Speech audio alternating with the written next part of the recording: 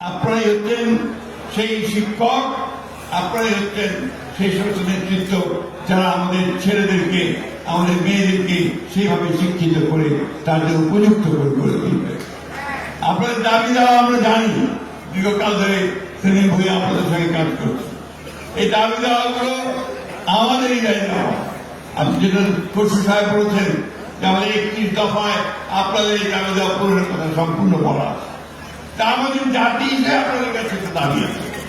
সে দাবিটা হচ্ছে যে আপনারা আপনাদের ছাত্রীদেরকে আমাদের সন্তানদেরকে এমন করে মানুষ করে তুলবেন যে তারা সত্যিকার অর্থে আদর্শ নাগরিক হতে পারে, নৈতিকতার মধ্যে থাকতে পারে, এবং আমরা সবাই মিলে যারা একটা আধুনিক শিক্ষা ব্যবস্থা গড়ে তুলতে পারি।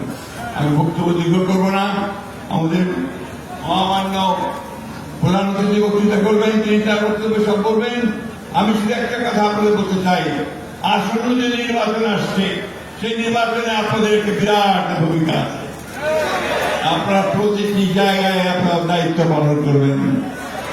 গভীর ষড়যন্ত্র শুরু হয়েছে যে সেই নির্বাচনকে ভিন্ন খাতে পরিচালিত করবার, কেউ যেন সেটাকে ভিন্ন খাতে পরিচালিত করতে না পারে তার দিকে আপনার সজাগ সতর্ক দৃষ্টি রাখবেন।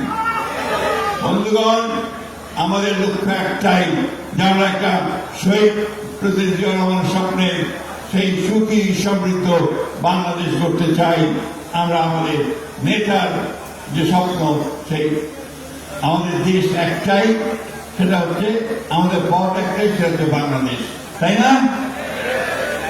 একমাত্র বাংলাদেশ, সেই বাংলাদেশকে লক্ষ্য করে আমরা সামনের দিকে এগিয়ে যাব। আপনাদের সকলকে অশেষ ধন্যবাদ। আসসালামু আলাইকুম, খুদা হাফেজ। বাংলাদেশ জিন্দাবাদ। বাংলাদেশ শিক্ষক সমিতি, শিক্ষক সম্মেলন এবং শিক্ষক সম্প্রদায় জিন্দাবাদ। মাননীয় প্রধান অতিথি, আপনার কাছে একটু বিনীত অনুরোধ জানাচ্ছি। জাস্ট 2 মিনিট আমাদের সম্মানিত সভাপতি অধ্যক্ষ সেলিম স্যার, আপনার প্রিয় মানুষ, যিনি একটা করে 17টা দিন সরকারের বিরুদ্ধে আন্দোলন সংগ্রাম করেছেন, তিনি আর 2 মিনিট ধন্যবাদ জ্ঞাপন করে অনুরোধ করবেন।